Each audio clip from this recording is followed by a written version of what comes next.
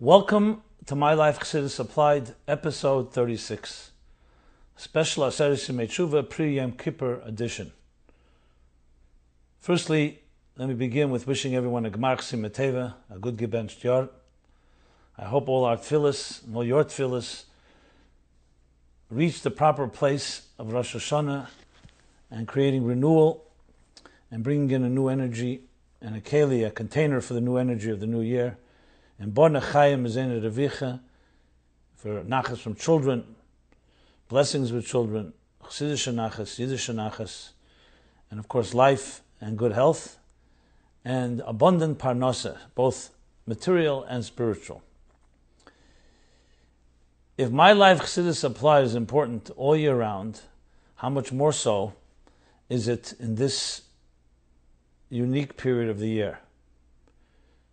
What we call the Yom Neroyim, Tishrei, Chedesh Hashvi, and all the qualities that are explained in Nigla and Chassidus about this rich month, which is considered to be the central nervous system of the entire year. Reish, like Reish Hashanah, Tishrei is also the word's letters Reishis. And the head is not just the beginning of the year, it's also the controlling force, the central nervous system. So, if all year round Chassidus teaches us how to apply the teachings of Torah in a way that's relevant personally, psychologically, emotionally, now even more so. The Gemara says on the pasuk, Dirsha Hashem be'imotzei karua b'yesei karev, that beseech God when he's found, when he's to be found, and call out to him when he's close, karev, near. So the Gemara asks, it says, B'chol kareinu alav. In Psukim it says you can reach God anytime, and obviously God is always there. So the Gemara answers, Kam b'yochid, kam b'tzibur. That what you're going to accomplish all year round that needs a tzibur, needs a minyan, needs a synergy of a group, every individual can reach now. And how much more so at tzibur in the 10 days of tshuva.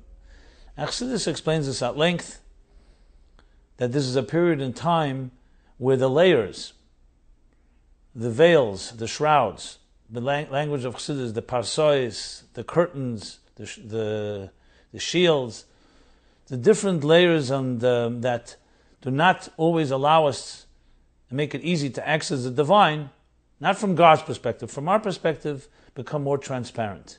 The doors open up. As we'll say, Yom Kippur, in the Ilis HaSha'arim, all the doors are open and they're about to be sealed and closed. So essentially all these layers either melt away or disappear or become more transparent and allow us to access that which we could not access as easy during the rest of the year. That's what Dirsha Hashem be'imotzi means, karua b'yesei karev. An example, a beautiful example Chassidus gives for this, which really drives the point home and I think sets the tone for our discussion in this episode, is the example of the Kiruv HaMoyer El HaNitzutz. It's based, obviously, the Alter Rebbe is the one that the Yasser Chassidus Chabad, so he explains all these ideas, but sometimes very bekitzer, very briefly. And the Mittler Rebbe elaborates on this in Derech Chaim and in other places, especially in the Maimorim that are connected to this period of time of the year, Rosh Hashanah, Yom Kippur, Shabbos Shuvah, and Aseret Yemei Tshuva. As a matter of fact, there's an entire sefer of the Mittler Rebbe who published, the Rebbe that actually published Sfarim with names, Ateres Reish. So there's a section there on Rosh Hashanah, Yom Kippur, Aseret Yemei Tshuva, Shabbos Shuvah, and he discusses these matters as well as Derech Chaim, Shari Tshuva, where he talks matters of Tshuva. So the analogy given is Kiruv HaMoyer El HaNitzutz, which you may have heard of, but let's spell it out in simple English. Think of it this way. Think of an orbit. An orbit. A soul is Ner Hashem Nishmas Adam. It's the spark of the divine. Ner Hashem, the flame of God, is Nishmas Adam, is the soul of the human being. So each of us is a spark of a large mother flame. They call it the source flame. And then the neshama is sent through its journey, through the entire Seder Ishtalshelus, through the entire cosmic order, spiritual levels, all the way down to this earth. And we actually say it and recreate it every morning when we say, Neshama shenesata bi taherihi, Ata barasa, ata yitzarta, ata nefachta bi, ata meshamra bi kirbi. So Chassidus explains, the Shamash and Asata Tahiri is on the highest levels of Tahira, Tahiri Allah, which is before the Tzimtzum. or in the microcosm level, that's Atzilus the Klolos, or in the microcosm level, Atzilus the Protis, then Ata Barosa is Bria, the Klolos or the Protis. So we'll discuss that another time, the microcosm, macrocosm, but basically everything is microcosm, macrocosm in all of existence. And it travels, and Ata Yitzarta, Yitzira, and Ata Nafachta Bi, you instill it, you imbue it in me, you've imbued it in me, is an Asiya. Ata Meshamer Bekibi, that's where it needs protection. Chassidus explains, that comes from the Ata, from the Etzem, protecting the neshama down below. But the soul goes through its journey. And essentially every morning when we wake up, the soul is refreshed because it went through, in some way, through that journey. But on an annual level, this happens on a far more macrocosmic and global scale. That the soul goes through its orbit all year round. When it comes closer to Tishrei, the soul, think of it like a planet that's getting closer to its source. The spark starts getting closer to its source. And as they get closer, as we see when a flame gets closer to a larger flame, it begins to be tugged. It begins to feel the tug and the pull of the other flame.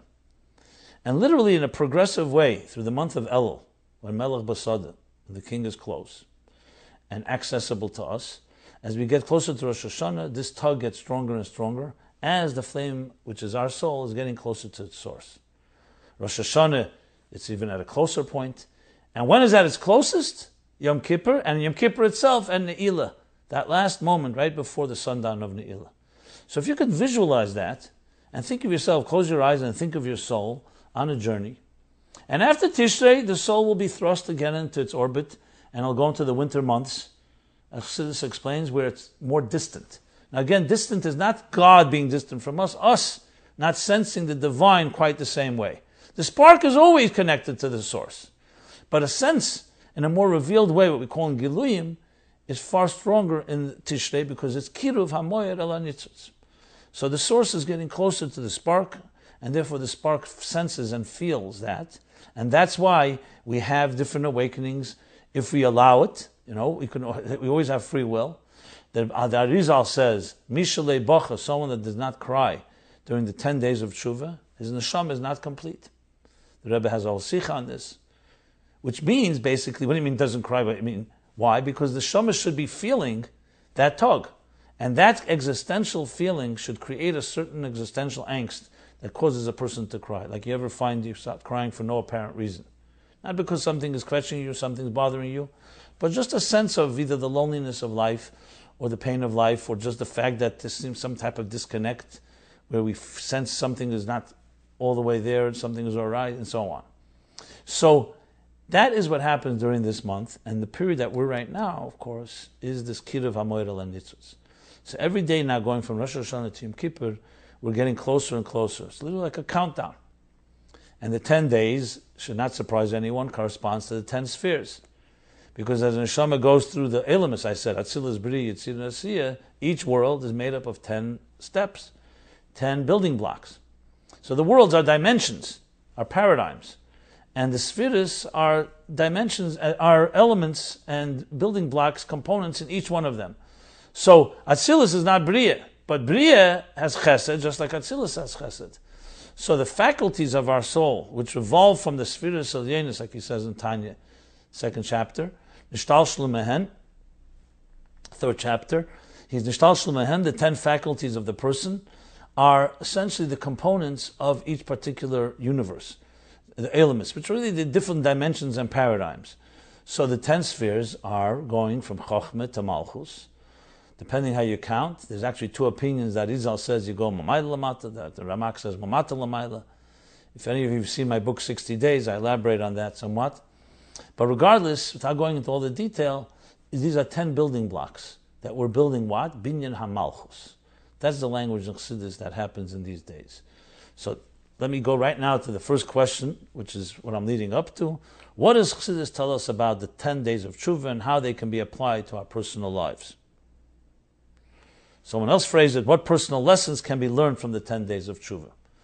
And as I said, this is relevant all year round, every day of the year, especially holidays. But how much more so now when everyone does feel some, at least, interest to be more inspired and to be able to create some type of newness and change in our lives. This is the time of the year. And as the Alter Rebbe says in the Geras HaKedesh Simin Yudalet, as I discussed last episode, there's an Ir Chodesh, there's a new energy that now is here 3 days old. It came in on the night of Rosh Hashanah, or on the day of Rosh Hashanah, and now we're after Shabbos Shuvah, it's the 4th day of this new energy. Do you feel new? Do you feel renewed? Or do you feel you're still a creature of habit, of past patterns and routines and so on? So now is the opportunity where all the energy you need is there. The challenge is for us to get out of our inertia and our status quo and our sometimes trapped and locked place and allow that energy to manifest. It says, Der Helach v'der ba. A generation comes, a generation goes. All the waters flow to the sea and it doesn't get filled. V'ein kol chodesh tachas hashemesh.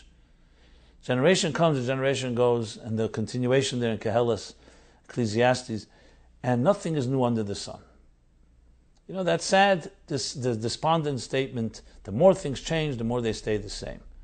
So Chassidus says, Tachas Hashemesh, there's nothing new.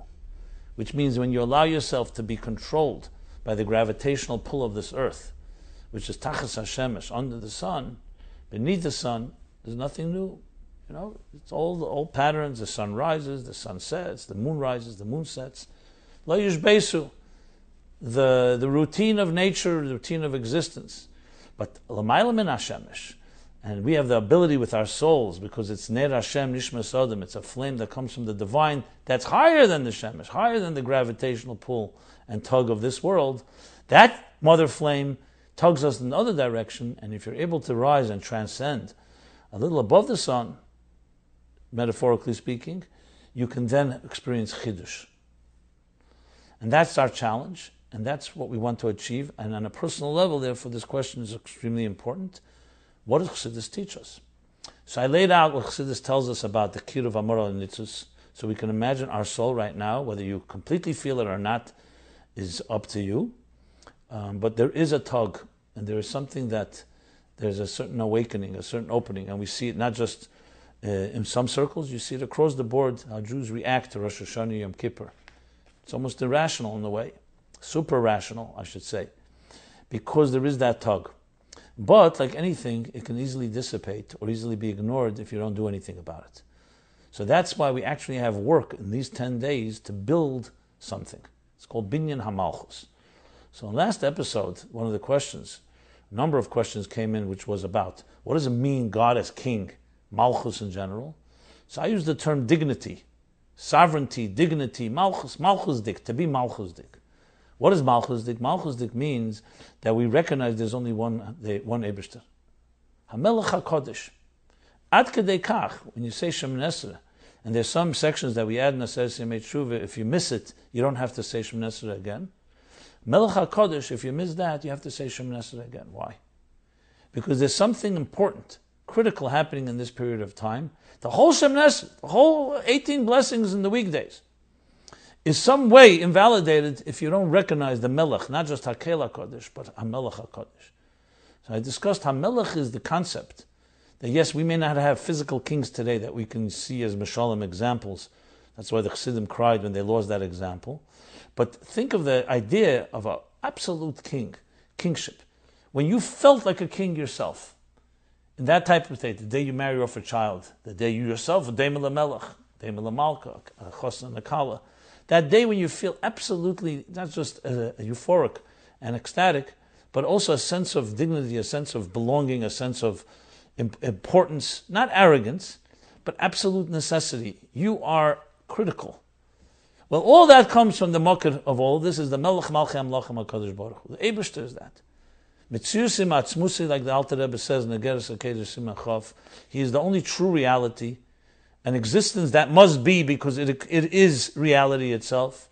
It is not put there by anything else. Ein le'ilah v'sibah chas v'shalom, it has no cause, causeless. And that endowed us with an element of Malchus. So we coronate God as king, which means we accept and we relate and we say, we are accepting you, the Melech Yachid, Elamim, the sole and only authority. This isn't meant to be in a form of a negative thing. It's the highest level possible to relate to an entity that's beyond everything and rules over everything. But the key thing is to emphasize a rule here, not the negative. He rules, commands, dominates, imposes. No. We're talking about an entity that is so real, that is beyond everything. And then He, God, that is endowed us with that malchus within us. And in these 10 days, we build that malchus. We build that dignity.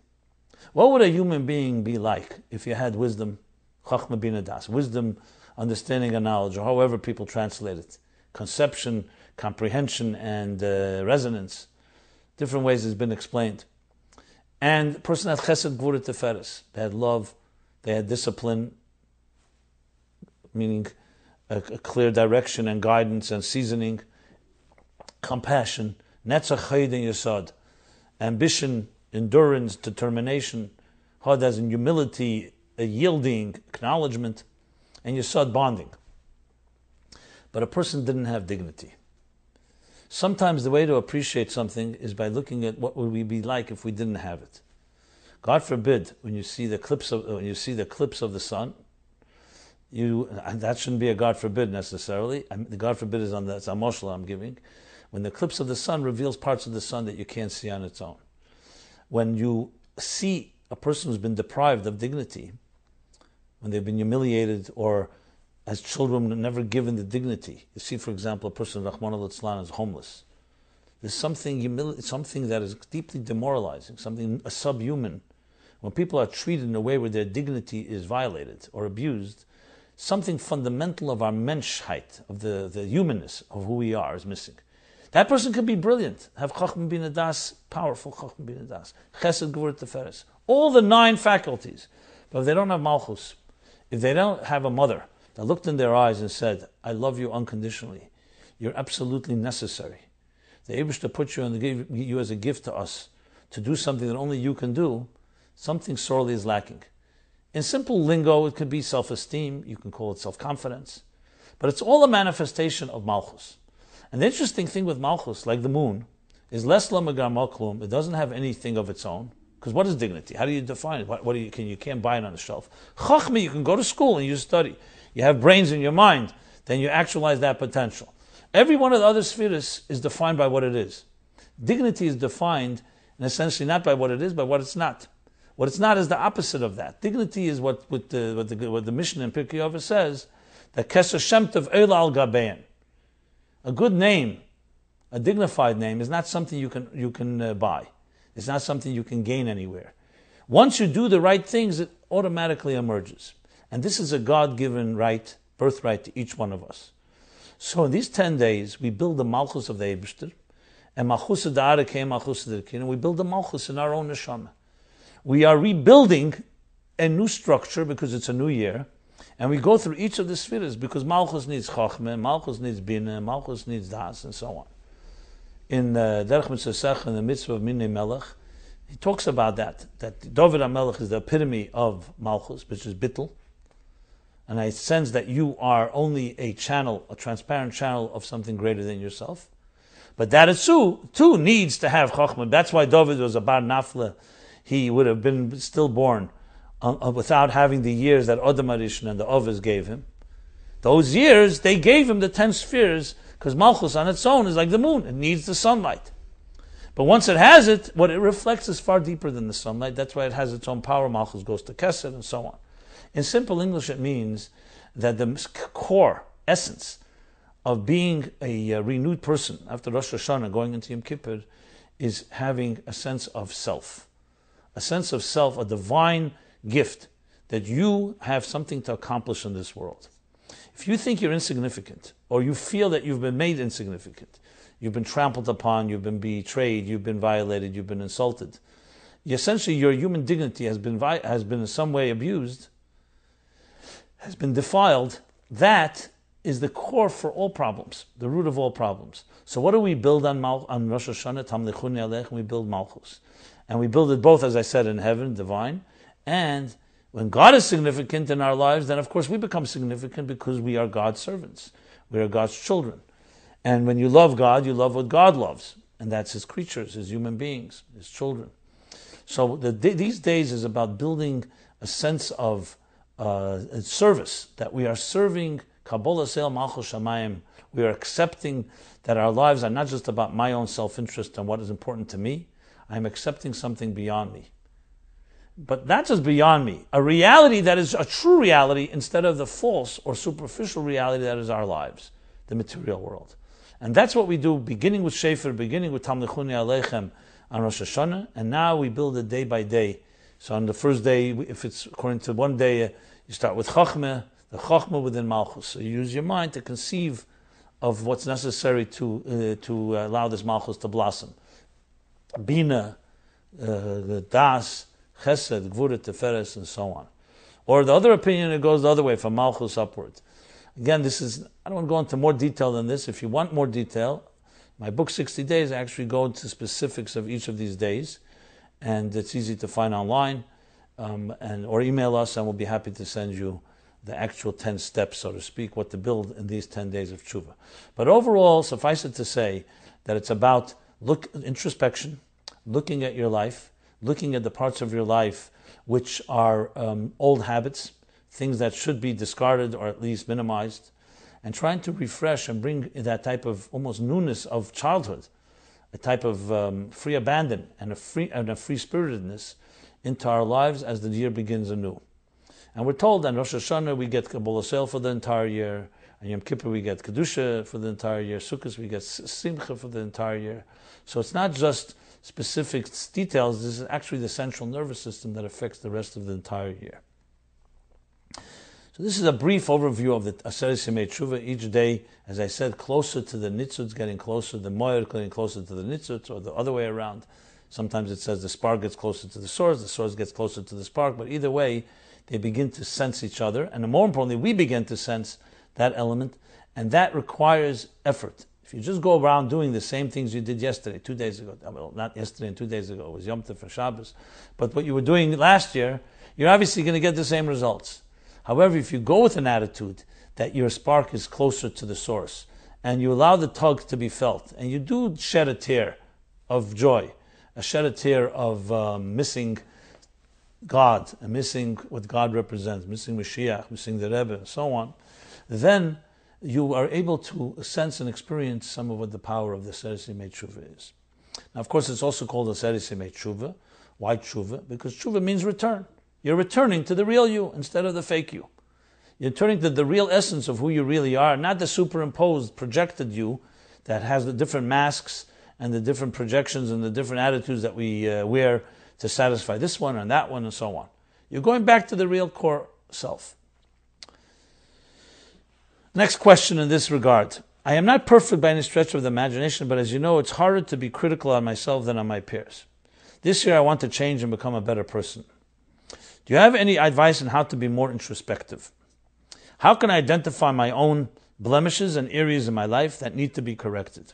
How can I truly take advantage of this time as an opportunity to grow as a person, as a spouse, as a parent, as a co-worker, as a chassid, and as a human being of the world? Thank you. Okay, very good segue from where we are. And this question should be one that we should all be asking. That's exactly what we're supposed to be doing now, looking inside ourselves. So one of the psukim we say, especially in the tefillas and the prayers that we say, Mema'amakim korasicha Hashem. Mema'amakim, from our depths. From the depths we call to God. Chassidus explains, why doesn't it say me'oimik? From the depth. We have one depth, we have a heart, the depths of the heart. So you don't just call from your heart, you call from the depth, but it's depths, lashon rabbim. So there's the explanation is because there's more than one depth. There's emek reim, there's emek tachas. There's the depth on high and there's the depth down low. There's also levels of depths within us, because ma'amakim, as explained in different mamorim, doesn't just mean two. When you say two, it means many levels. That means, number one, that each of us has our own so-called relative depth, relative to who you are. And in yourself, you can go from one depth to the next depth. And that's the objective here. And when we reach in the deepest part of ourselves, that reaches in the deepest part of the divine. Because it's midah keneged midah. But midah she'adam meided, the measure that we measure ourselves, that's how you will be measured. Which makes sense. Cause and effect. Action, reaction. You open a small door, you get a small door in return, maybe a little more.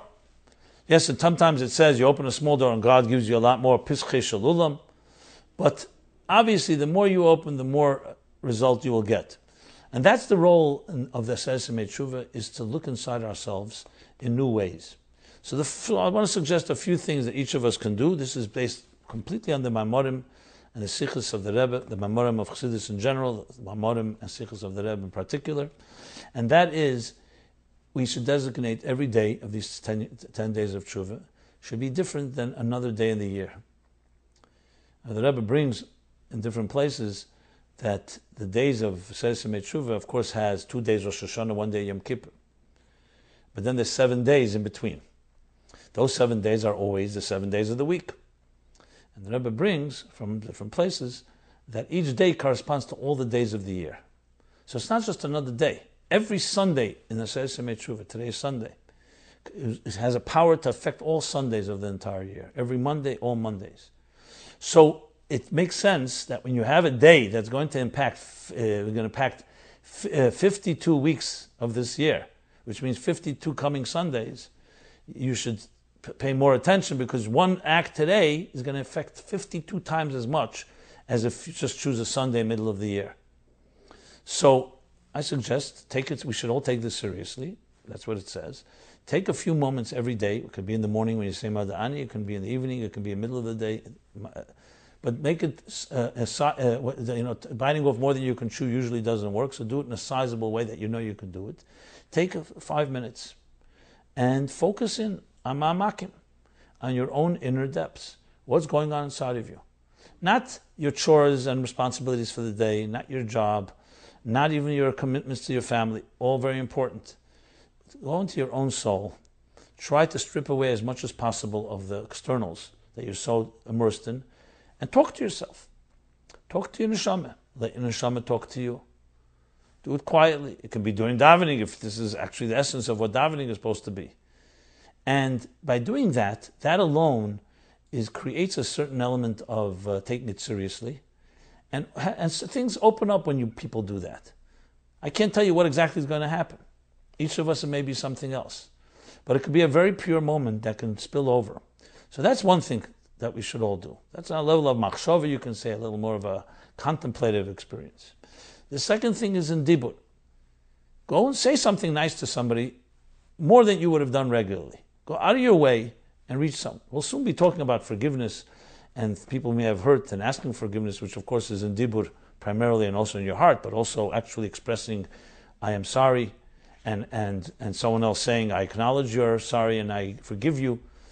So dibur also includes saying something but special, not the usual, to your children, to family members, to your spouse, to friends, or to strangers. And the Maisa, of course, we add more in tzedakah, but don't just do it by rote. Think about it. That's part of the ma'amakim. It's part of your reaching deeper inside yourself. And yet, taka add more in quantity and in quality, with a broader smile, a little happier. These practical things, I know people say, well, what's so brilliant about what I just said? Well, nothing may be brilliant, but this is what Chassidus says, and it comes down to taka machshava dibur maisa, and if we actually did it with intention and not mechanically, it opens doors. So this is the so-called the most direct approach if you want to create some change. By actually acting in a changed way. If you act in a changed way, the reaction will be a changed one. The cause is changed, the effect will be changed. The second point is, I've said machshava dibur maisa, the second point would be, we all know that it's a language that's used, especially relevant to Aseret Tshuva, that kol hanegoyim adam reya, a person sees all blemishes, chutz min negoy atzmi, except his own blemishes. Every blemish you see on someone else is, I don't know what the numbers are, but it's definitely far more amplified when you have the same blemish. As a matter of fact, you may have the blemish far deeper, and you'll see it far greater by someone else. That's part of avas atzmi, adam karev etzel atzmi. Self-love blinds avim b'chasa, I'll call David. Love covers up and distorts everything. So we're biased. Now, there's nothing per se bad about being biased, because that's how God created us. It actually becomes a tool for chayecha kaidmin, when you have to self-preservation, protect yourself. Of course, you have to be biased in some way. But when it becomes a problem is when you convince yourself you're not biased, or you start minimizing your own issues and maximizing others' problems. So knowing that means that we need to have a mashpia. We need to have Aseh L'Charav. Hiros directly in the Torah, and of course directly given to us from the Rebbe time and again, especially, and we talked about them in Tafshin Lamed Zayin, and then especially in Tafshin Mem Vav and on. What does that do? If you allow yourself, you submit yourself, you surrender yourself to someone who you trust, but is able to give you a perspective that's fresh, and go to them sincerely and say, tell me, every year I hear that the Rabbeim added a new Hidr Rosh Hashanah. They added something new. It says in Samay Morim. And it says brought in the Sichos. I want to do something new. What do you suggest, something that I can do in Sur Mara and Aseh Tev? A midah, maybe a bad midah that I have. I'm judgmental. I'm impatient. I get angry. And let someone else help you identify it. And the awareness itself is have the cure, because what happens then is you begin to focus on it. Now, of course, I'm assuming that this question is coming from a sincere place. Sincere, well, you have to make effort. Everything comes with work. And the same thing Aseh Tev, something you can add. So one thing is to cut out some weeds in your garden, and another thing is to plant a few new flowers, a new midah that you can work on, being more pleasant, knowing how to say thank you more, acknowledging, all kinds of different things people can choose. It's always best to have someone who personally knows you, because then they can identify something that is tailored to your situation. These are both the simple and profound Jewish universal tools that Torah, and especially Chassidus applied, teach us in how to become a mensch, better mensch than we are. And we do it with sincerity, with timimus. There's no question that God responds. It's all commensurate to our effort. Okay, let's move on. Let's move to the issue of forgiveness.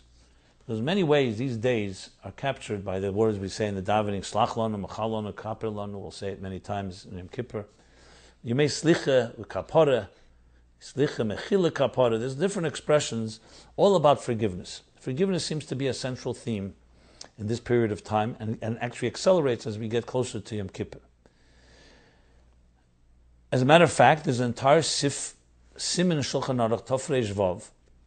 That's an Eirech Chaim 606, simin 606 in Hilchos Yom Kippurim, in Tur and Shulchan Aruch and the Alter Rebbe Shulchan Aruch, which we have from this section, that is dedicated completely to She'ifayas Odem Es Chaverei Be'erev Yom Kippur. That a person should console, may be the right technical word, but it's also to reconcile with and come to terms with and make up with if there was any grudges or grievances either way. And this goes both ways, as we shall soon discuss. Both in a way where you have to ask for forgiveness, and you also have to offer forgiveness. You have to also forgive. And we'll discuss that in a moment after I read a few of the questions. But of course, this is all connected to what? To God forgiving us. We also ask God for forgiveness for things we did bein adam l'makom, between us and God. But the siman of Shulchan Aruch begins, Aveiros shebein adam l'chaverei ein Yom Kippur mechaper. I'm reading straight from the Shulchan Aruch. That a thing between people, you can't just turn to God and say, I want you to forgive me what I did to someone else. No, you did it to that person, you didn't do it to God, you have to go back to that person. You can't go to the wrong person. Or to, in this case, to God instead of the person. And God basically says, get their forgiveness, then I'll give you my forgiveness. Interesting also, as the Alter Rebbe brings that in Siman Tafreish Vav Sif Ches, he says, Afal Pisha B'chol Hashana. Even though all year round, it's important that a person, it's important that a person may be mafayis and reconcile and be in good terms with others. Immediately after they've in any way hurt somebody or in any way abused someone else, nevertheless, on the day before Yom Kippur, we have to be more careful, extra careful. Kedei, and here's the Alter Rebbe's reason, of course, brought from the Ramah, from the Tur rather, Kedei sheyeh leiv kol Yisrael shalom, because the heart of all Israel should be complete. Zeh im zeh, one with another. V'lo yehei mokum l'soten l'katrig aleim. There should be no room for the negative energies and negative forces to be mekatrig, to in any way find some fault with us. So it's about being complete, and being complete includes being complete with each other. Sadly, we see in our communities, and I don't want to be the one that carries this message, but I'm just expressing what we all observe. We see divisiveness. We see grievances. We see people hurting each other, pettiness, grudges that last who knows how long. Well, this is the day of the year, Erev Yom Kippur, but we're talking now that all the days before that we have to correct that. It's one of the hardest things to do. The joke they tell about these two guys who were always best friends, and then they end up in their older years in a nursing home. They're not talking to each other for 30 years. They're not talking to each other. When before those 30 years, they were the best friends. And as they get older, someone comes and tells them, Dad, it's your best friend. You guys are not going to live forever. Why don't you make up? He says, because if I speak to him, he'll think he was right. So the pride and the principle we stand on, sometimes from mamish narishkeit, things that don't last, that will not last generations, we allow it to completely become a cancer, a disease that eats us up alive. I'm not here to preach to anyone. Everybody has to look into their own hearts. But being that I do have this platform, and it's these days, and this is words in Shulchan Aruch, words in Chassidus, so we have to recognize this is a very critical component. If you can't let go of something from last year, from 2 years ago, 3 years ago, how exactly is new energy going to enter into your life? So you're standing and asking God for brachas, and you say, please give me things that you didn't give me till now, or give me more of whatever it was, parnosa, health, nachas from children. But no, I'm carrying a grudge against somebody that I'm not refused to let go of. What is the response from heaven on that thing like that? If God has mechmanis, He may overlook it and so on. But let's be honest, cause and effect, mida keneged mida, God will say, you can't overlook somebody and you want me to overlook what you did. You can't let go of your past and you want me to give you a new future. It's like, you want me to bring new furniture into your home? Get the dust out of your house first. Because as soon as you bring the new furniture, it's also going to get dusty. I'm going to give you a blessing for the new year. And what will happen? It will become smudged and defiled by your negative thoughts about other people. So that's essentially, if you go a little deeper, what the meaning of this din is. It means you want newness, you have to bring newness, and you have to bring a new attitude. And that begins, yes, the hardest place of all, our attitude to people that we think may have hurt us. And maybe they actually did hurt us. So you have a whole siman Shulchan Aruch that talks about it in detail. And frankly, if you read it, it's fascinating. The psychological, I think it's one of the most profound psychological insights, to see the wisdom of the Torah in the most revealed way, the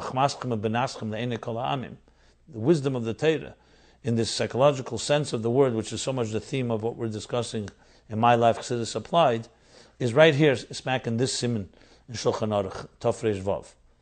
And especially you compare it to the Tur and Shulchan Aruch of the Mechaber and the Ramah, and the Alter Rebbe's few nuances that he changes, tremendous lessons. And I'll point out right now a few of them, but let me read a few questions, and then we'll go back to the actual siman about forgiveness.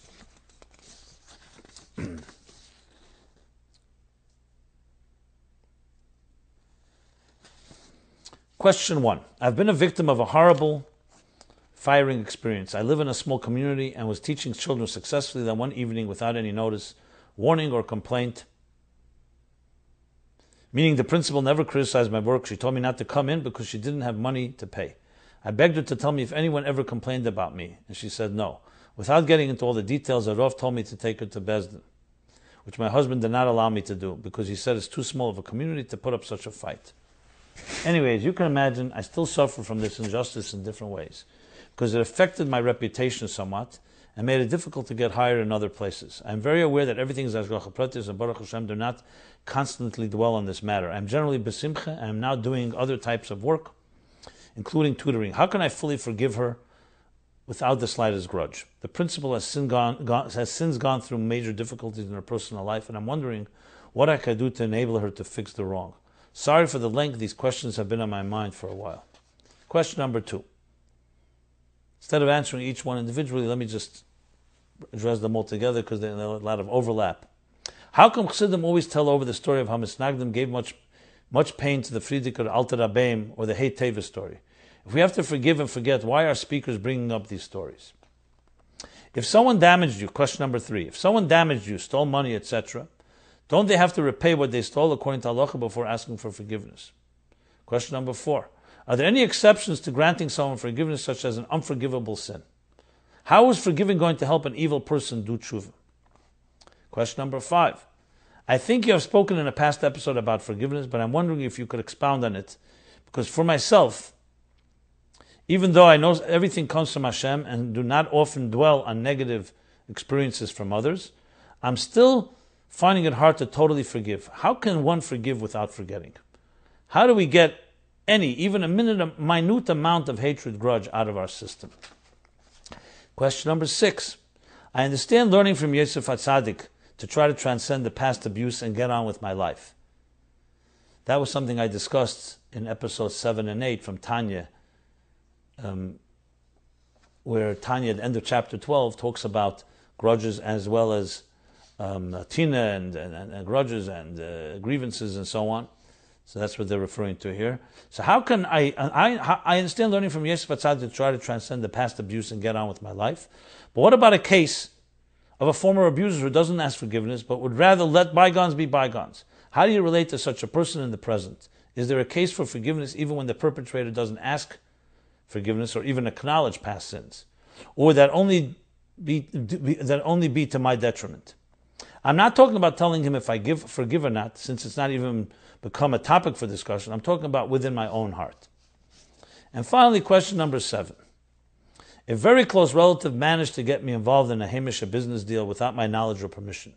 A vast sum of money was lost.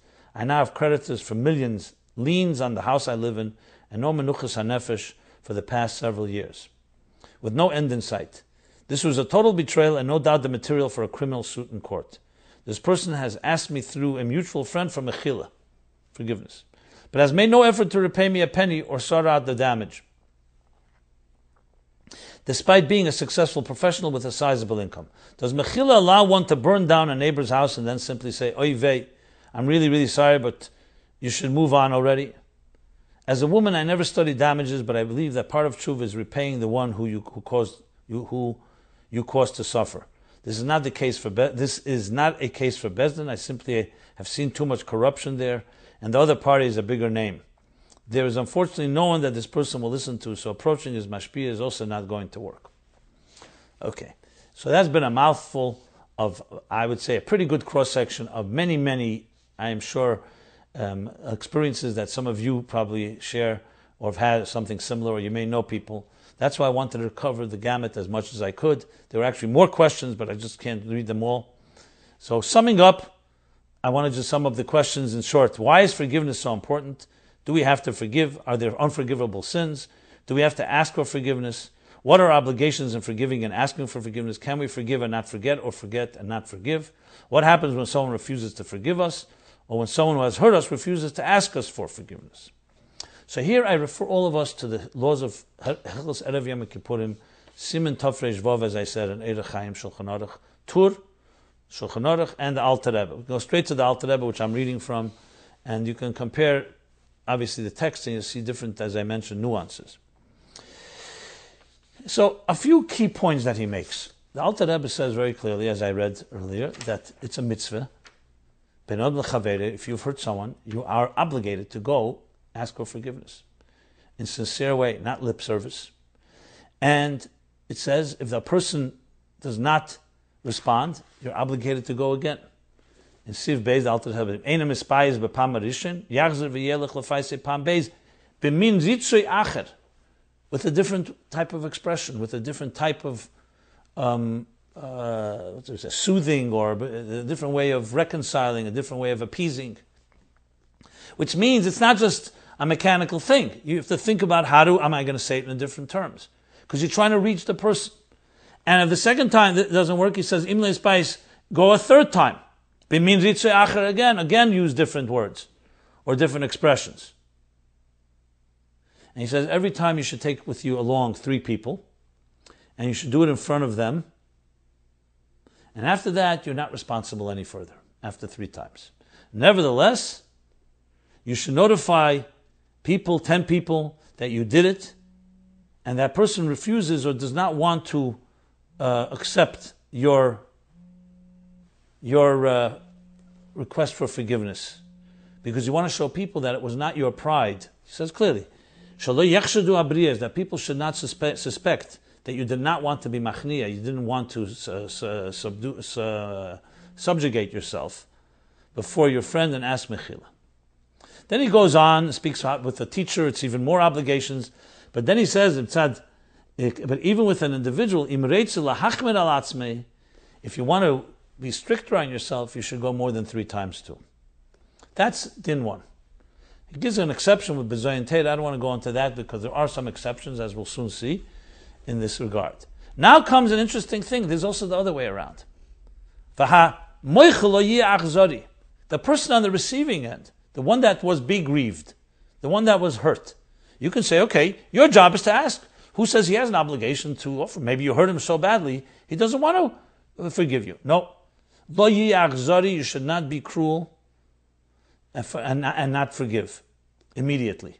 In other words, as soon as you ask for forgiveness, you should respond. Don't wait, in other words, 3 times. Elim Cain, but here is a fascinating 2 exceptions, which if you look in the source, which is the Ramah, in the same Siman, you'll see in the Taz a whole discussion about it based on a Gemara. Again, here's not the place to go into the whole pilpul, but it's a fascinating statement what he says here, which is tremendous lessons. He says, Elim Cain, here 2 exceptions the Alter Rebbe gives when you do not have to forgive. I'm reading it straight from Shulchan Aruch. Elim Cain, hu miskavin letevis hamavakish mechila. That the person who should be forgiving intends for the benefit of the one that's requesting forgiveness, kedei sheyichna levove ha'orol, in order for his locked and his trapped heart, his closed heart, should be subdued even more. You're entitled not to forgive him because you feel that he needs more subjugation, more bittul, more achna. Imagine that. It's the only case where we're given that right. Why? Because you are the one that was hurt. And therefore you have a right to determine if you feel that that your intention is his benefit, not your pride, not saying, hey, listen, and this you may need to have an objective party. How do you know it's not your pride? You can convince yourself, I'm ready to forgive him, but he needs to be humbled more. So we have to not abuse this halacha. But there is that exception. And exception number 2, Oi, so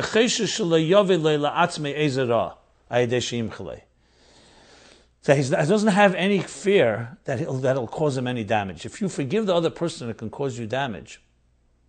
Then, because your life precedes the life of your friend, which is also fascinating. I've used this a number of times, and this covers definitely the area where we talk about real abuse. Parents abusing children, or people who've truly abused somebody to the point of damage. So even if you figure out ways to heal, it causes damage. And by forgiving the person, you may get hurt. Why? Because you may have overlooked and not healed properly. And sometimes forgiving a person is not the right way to go. It's very, very clear here. If it can hurt you. Now, make sure that we're not subjective about it, because we can always be not forgiving for other reasons that are not correct. We must run this by an objective party. The Alter Rebbe does not say that. I assume he relies that would be the next logic, because like anything, I say l'charav, how do you know for sure that Alter Rebbe is stating that's the case? But for you to make sure that you are abiding by these 2 conditions, it would be wise to talk to an objective party. Then he goes on with shemra. If someone says shemra, you don't have to be meichel if someone spread a bad rumor about you or gossip. Why? Because you're asking for forgiveness is not enough. The person who did it. Now everybody else out there. It's a famous example with the feathers in the pillow. You said something bad about someone. Now everybody slandered someone.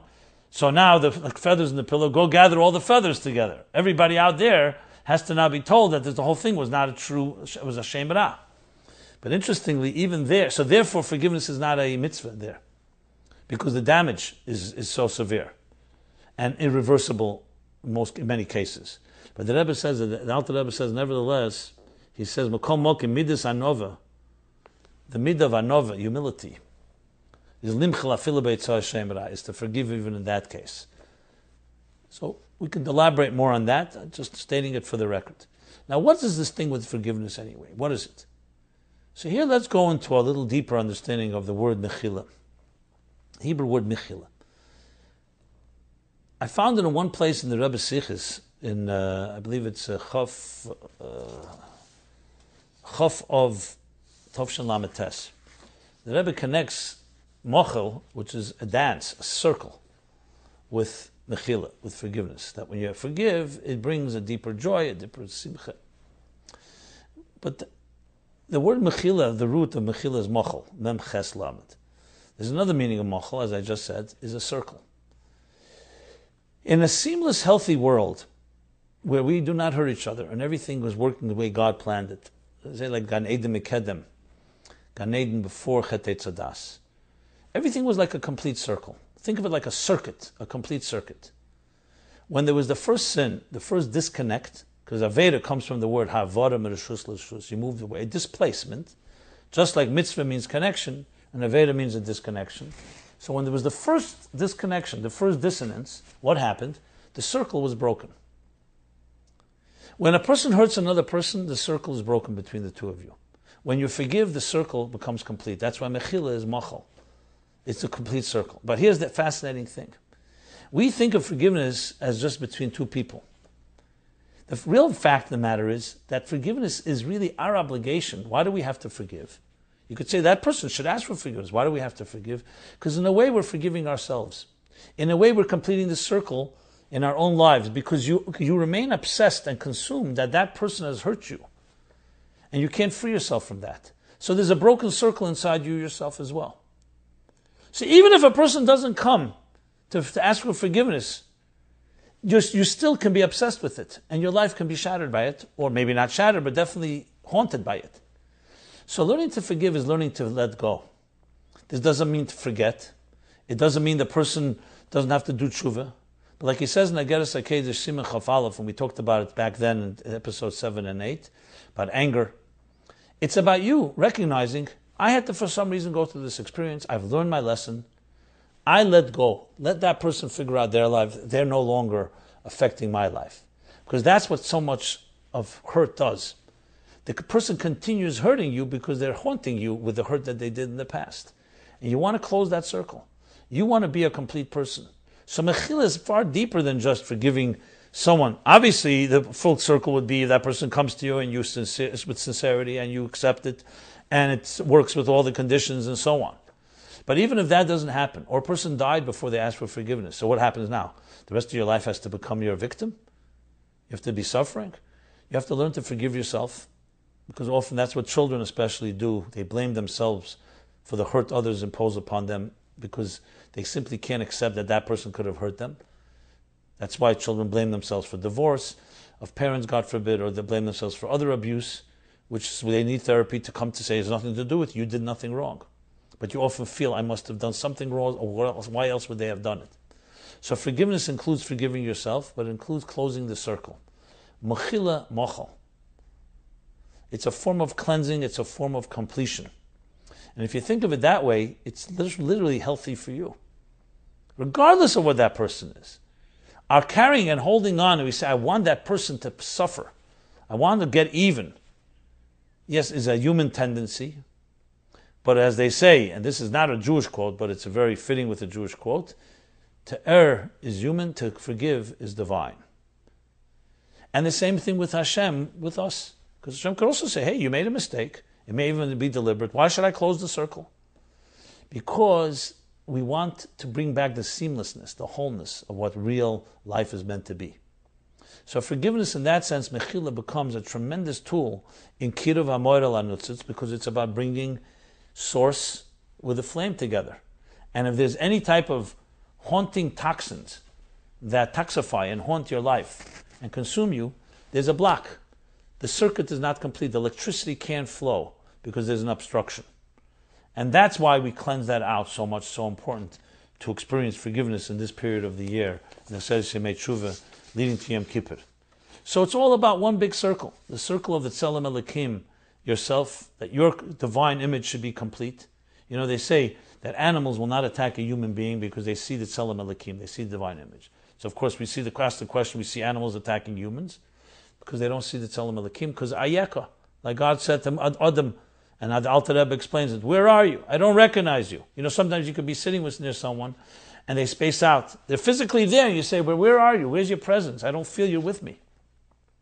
So Tzelem Elokim, the divine image, can be concealed with a mask, and then the animals can attack. When Daniel was in the lion's den, He had the Tzelem Elikim, therefore they just were docile. They didn't attack. They didn't touch him.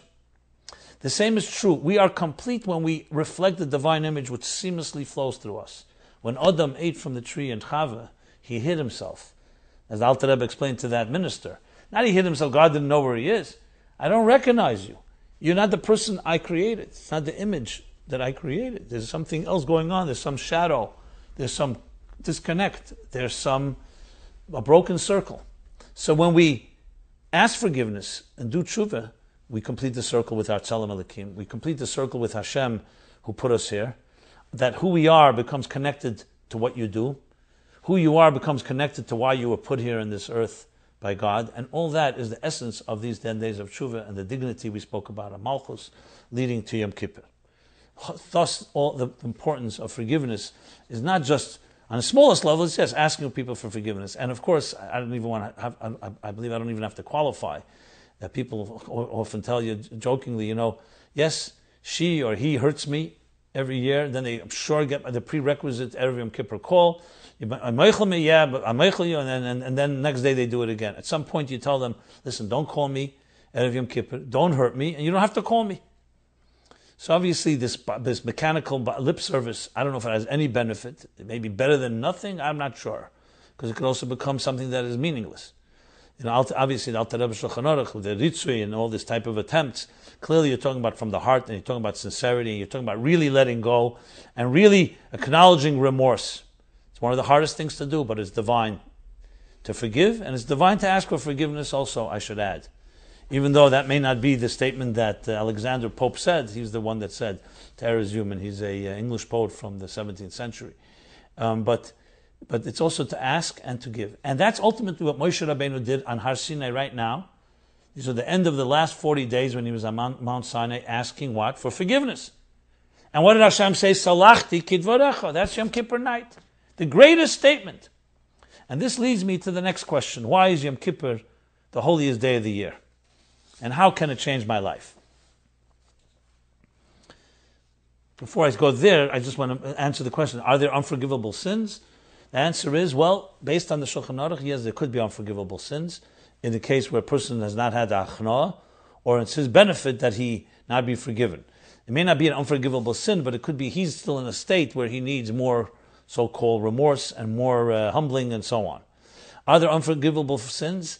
Moitze Shemra is another category, though Mitzad Anova, humility, the Alter Rebbe says a person should go beyond the letter of the law. But generally speaking, there may be sins that are not forgivable, but you have to learn to forgive yourself, as I said, and the soul, so that your soul can be complete, the circle should be complete. So why is Yom Kippur the holiest day of the year? Good quiz. Ask your children, ask yourself. Most people have no clue. I asked this a number of people, and they told me it's like Xeris HaKosov. The Eibishter could have chosen Tu B'Shvat, it's true. He could have chosen also Yud Aleph Nisan. He could have chosen Rosh Chodesh El. He chose the 10th day of Tishrei. But why?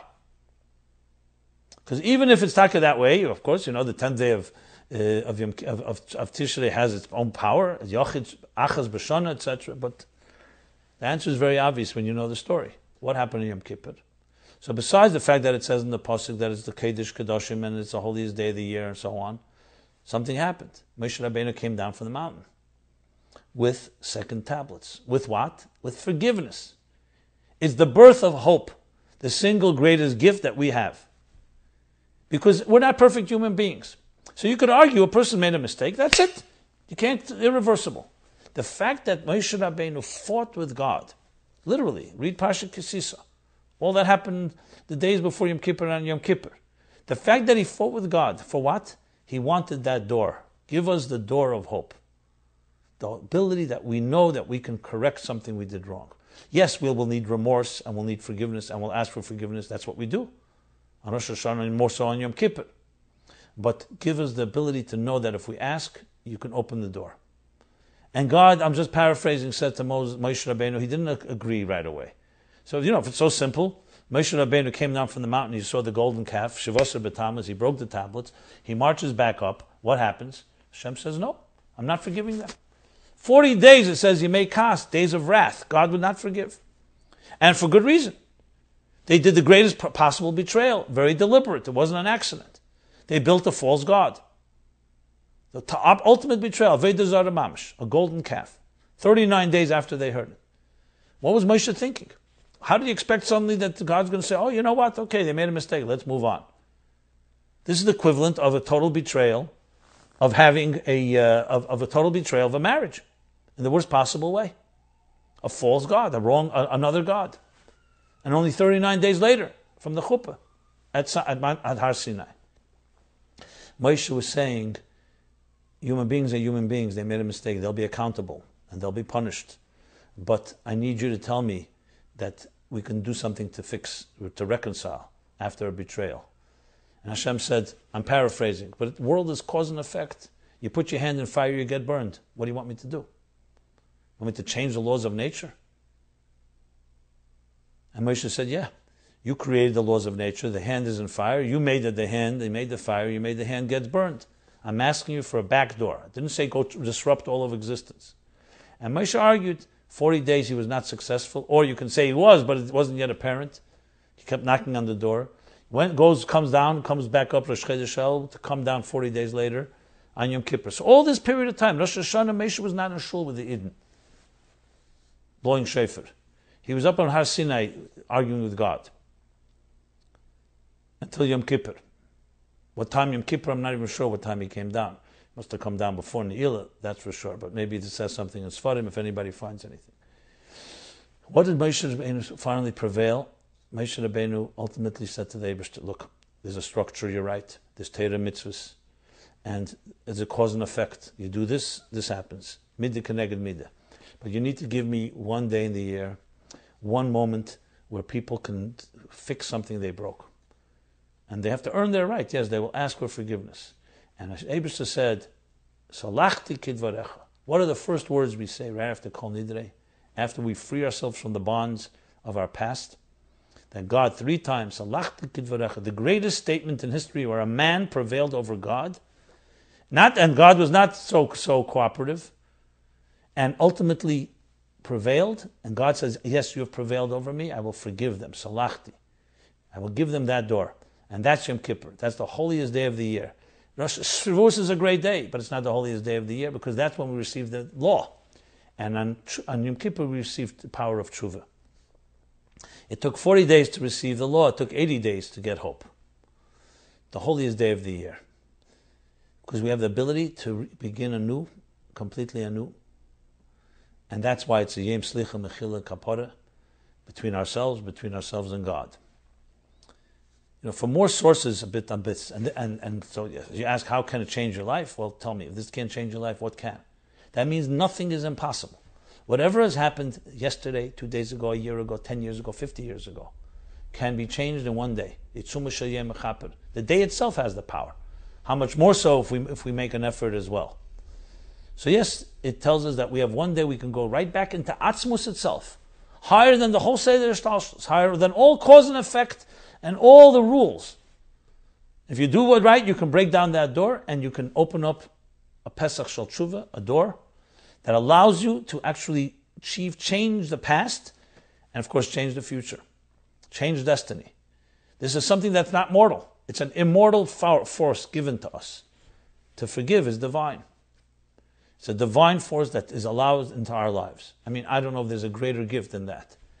So if someone says, I'd love to have a perfect life, it's a nice thought, but it's not realistic. What we should ask for is, I want to have a life that whatever challenge that comes my way, whatever mistake I make, and I'll try not to make any, I know I can fix.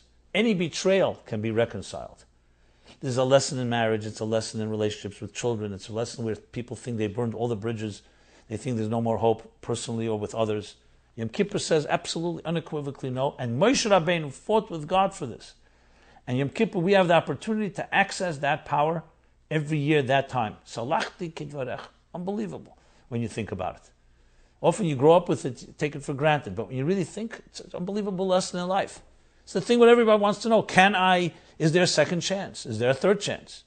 Now obviously, echte v'oshuv, it's not, you can go in and say, you know what, I'll make a whole year of new mistakes. There's always Yom Kippur coming. It's not that simple. Ein kateger nasa kateger, ein kateger nasa seneger, both ways. A prosecutor can't become a defense. You can't suddenly use the sins to suddenly go and say, you know what, I'm going to do tshuva. And all that, even though the Alter Rebbe says, Im dochak, when you really push it, you could even do that. But it's the power of hope, and of course in a sincere way. I want to give a few more sources, and being that we're already winding down here, I believe I covered most of the ground. Obviously, there's always room for more, as we can all see. So there's a few more. There's a sikha that the Rebbe speaks in Chukas, Tov Shem Mem Dalet, Shabbos Parsha Chukas, Tov Shem Mem Dalet. It was a Rashi that brings actually the whole concept of that we were discussing here about not being achzori, not to be cruel in forgiveness. So that's a sikha that actually later was developed into a Lakutei Sikha in Chelik Chav Ches, page 141. So refer there. There he talks about three different levels of mechila for the person, for yourself, and so on. So that's something I would definitely recommend everyone look up. I also want to refer you to Ageres HaTshuva, of course, which is Ageres HaTshuva, where the Alter Rebbe talks about Daf Kuf. This is in where he talks about the mechila that we ask with the Eibishter and between each other and so on. And finally, there's two Igris Kodesh. One is volume 8.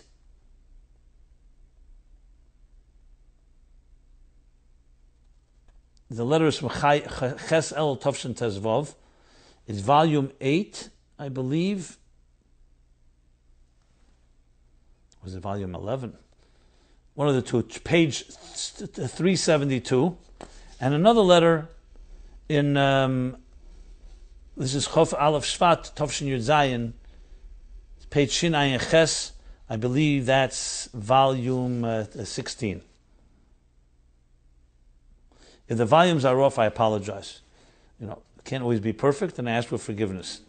If that's the case, for some reason it wasn't marked clearly here. So, a human example to human is to err. It's very two powerful letters where the Rebbe talks about the importance of mechila and the importance of not carrying things and the importance of freeing yourself and freeing others, obviously, from the whole situation. So you could all look it up yourselves. Okay. If anybody has any sources, more material on these topics, obviously, as always, I please welcome you and I invite you to send it to us. And same thing with the questions. Send it to meaningfullife.com/mylifelive. It's totally anonymous and confidential. Questions have been keeping on coming, especially in the last few weeks, more than ever. So I definitely address those as the weeks pass. But being that this is such a special period in time, hopefully, that this time itself and the efforts we make will eliminate all need for these episodes altogether. We can only focus on Yasei Tev, on growing in Kedusha, like the Alter Rebbe says at the end of Simon Chavov in Ageres HaKodesh, that once there won't be Sur Merah, once Mashiach comes, it will only be Aliyas in Kedusha itself. I hope we can already reach that level and that we only focus on going from better to noch besser. If good is better, nish besser idea. But meanwhile, since we still do have an issue or two, my pledge is to continue. I want to invite people who've offered to dedicate these episodes. If you want to dedicate an episode, it's a great schus for all those that listen and benefit from it. Please send us an email. You can send it directly to me, simon@meaningfullife.com, or give us information at that forum. Again, meaningfullife.com/mylifelive. And obviously, everything is connected to costs. So there's a tzedakah connected to this, especially in these days when we increase in tzedakah. And I ask anyone who's willing to help in that sense. And next Sunday we will continue My Life with episode 37. I want to wish everyone a Gmar Chesima Teva and a Shana Teva Masuka, a sweet and blessed year. Begashmis and Beruchnis and Begashmis, as the Rebbe says so often, both together, and all in with many Arichas Shanim V'Shanim Tevis, all healthy years, physical health, spiritual health, and that we should be zeichet to fulfill the shlichus that Rebbe has given us. And as we enter a new year with a renewed resolve, a renewed hachlotis, but one that lasts and is sustainable throughout the entire year. Again, this has been My Life, Chassidus Applied, episode 36. Look forward to speak with you next week, Sunday, 8 to 9, episode 37. A good gebencht Yar.